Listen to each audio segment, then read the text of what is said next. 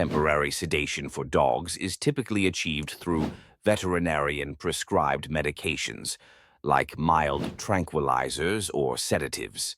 Natural calming methods, such as exercise, routine, and safe supplements, may help mild restlessness but won't induce sleep. Human sleep medications should never be given to dogs.